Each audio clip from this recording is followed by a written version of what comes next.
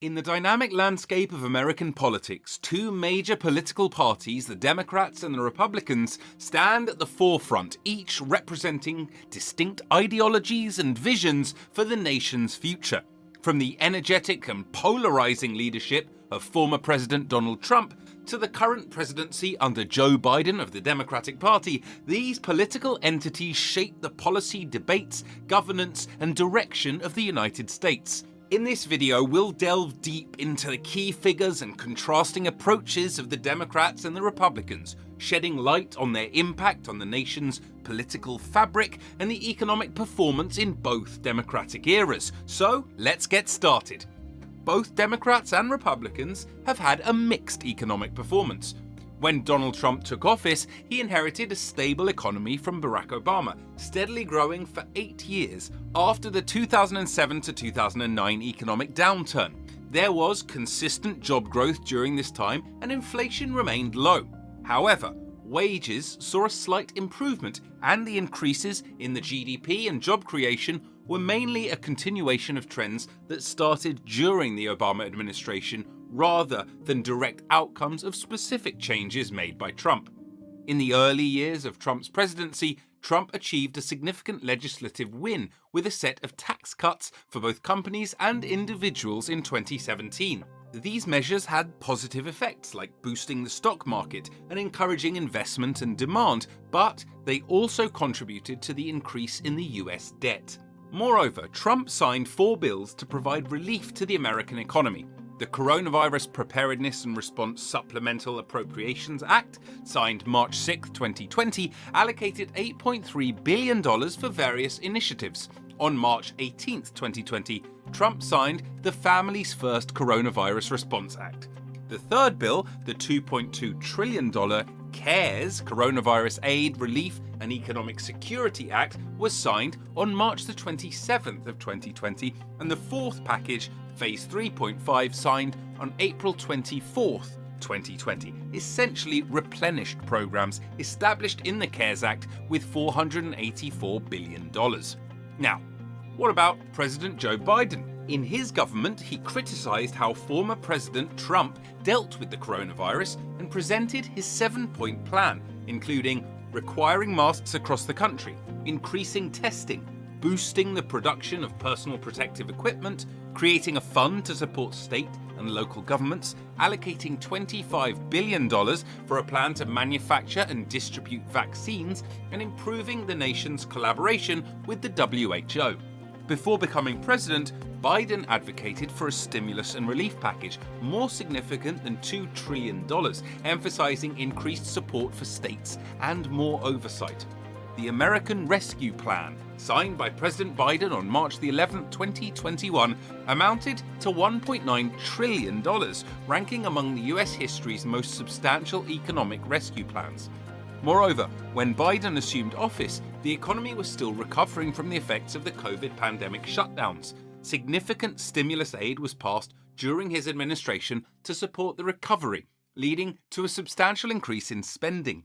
This surge in expenditure helped achieve record-level job growth in the past 2 years. However, it also led to higher inflation rates, prompting the Federal Reserve to tighten monetary policy rapidly. Now, if we want to talk about infrastructure, Joe Biden proposed a 10-year, $1.3 trillion infrastructure plan during his election campaign. He claimed that his plan would lead the US to net zero greenhouse gas emissions and generate jobs to strengthen the middle class. Some critical elements of the plan included $400 billion for a new federal program supporting clean energy research and innovation, $100 billion to upgrade schools, $50 billion for repairing roads, bridges and highways in his first year in office, $20 billion for rural broadband infrastructure, and $10 billion for transit projects serving high poverty areas with limited transportation options.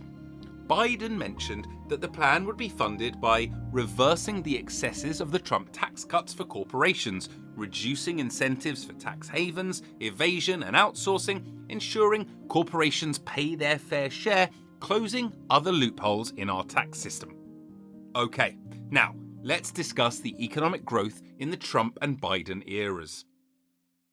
Trump promised to achieve 4% annual economic growth for the United States during his 2016 presidential campaign. However, he only reached this target in 2 quarters, the fourth quarter of 2017 and the third quarter of 2020. The latter period marked the initial reopening and recovery from the COVID-19 pandemic. From the first quarter of 2017 to the first quarter of 2019, the average growth in real GDP adjusted for inflation was 2.5% per quarter. While that is considered a healthy level for a large and diverse economy that typically experiences 2 to 3% yearly growth, it does fall short of the ambitious levels that Trump himself had pledged. It aligns with the growth rates observed at the end of Obama's second term. In Biden's first year as president, the economy experienced significant growth due to the influx of federal stimulus funds, countering the pandemic's economic impact. 2 of his initial 4 quarters saw a 7% annual growth rate. However, inflation became a concern in his second year, leading to negative growth in the first half of 2022. Despite this, Biden has overseen a faster average growth rate than Trump. From the first quarter of 2021 to the first quarter of 2023, the latest available data indicate that economic growth under the Biden administration averaged 3.1% per quarter. And what about gas prices? Well, presidents actually have very little control over gas prices. Trump's era was admittedly better for Americans, and it might explain some of the current concerns among the public. During Trump's presidency, gasoline prices cracked at most $3 a gallon. In Biden's era, gas prices have been on a wild ride due to pandemic-related issues, the war in Ukraine, and fluctuations in demand. In April 2022, gas prices more than doubled, going from $1.84 per gallon to $4.11. They reached a record high of nearly $5 per gallon in June 2022, but have decreased since then. Changes in gas prices directly impact how Americans see the economy. With higher prices at the gas stations, many people have held onto a negative outlook throughout Biden's time in office. Moreover, inflation is one of the major concerns as well. During Trump's time in office, the US experienced a period of low inflation, continuing the trend from Obama's presidency. Inflation averaged 1.4% from 2009 to 2016 and 2.2% in the first 2 years of Trump's administration until 2019. The Biden administration injected a lot of money into the financial system to counter pandemic-related losses, and the upheaval caused by Russia's invasion led to the highest inflation in 4 decades, becoming the top economic challenge during Biden's presidency. Although the annual pace of inflation declined for the 10th consecutive month to 4.9% in April from its peak of over 9% in June of 2022, monthly increases do persist. This ongoing inflation and exceptionally high food prices challenge the Biden presidency. Despite a strong job market and notable wage increases, the high prices dampened consumer confidence and reduced Americans' spending ability. However, the stock market increased quickly during Trump's time as president. Stock prices have risen after slowing down due to expectations of higher borrowing costs and increased volatility. Trump closely watched the stock market's performance, often using social media to highlight his successes. During his first 2.5 years as president, the S&P 500 index, which shows how the stock market is doing, increased by 21.2%. Trump's tax cuts in 2017 made it easier for businesses to invest, and with fewer people out of work, more people were spending money. Trump also warned Americans that if Biden became president, there would be a stock market collapse like never before. Under Biden, the S&P 500 increased 8.5% in the same period. At the beginning of 2022, stocks reached their highest point, but the Nasdaq Composite, which includes many tech companies, fell by about 33%. Now, this mainly happened because the Federal Reserve, which manages the country's money, started making it a bit harder to get money to control prices from going up too fast. So from May 2023 until May 31st, the S&P 500 increased by 9.3%. Now, let's talk about the job market. Trump saw a good increase in jobs during the beginning of his time in office, averaging 180,000 new jobs each month. It was a healthy rate for an economy recovering from the 2008 to 2009 financial crisis. It was also above the estimated 100,000 jobs needed monthly to keep up with population growth. But what about Biden?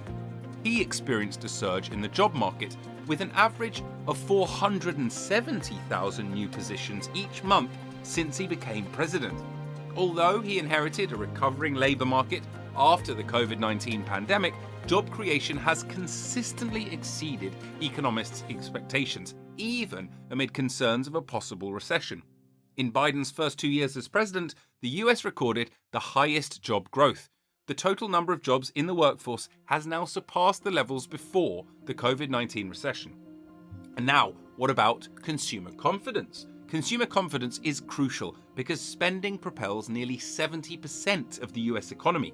When Americans are uncertain about the economy, they tend to spend less. Trump experienced relatively high consumer confidence in the early years of his presidency, likely due to the long-standing strong stock market. The COVID pandemic erased that positive outlook. The Biden administration has faced ongoing challenges restoring confidence, significantly as inflation surged even after the COVID threat diminished. In June 2022, confidence levels hit a record low.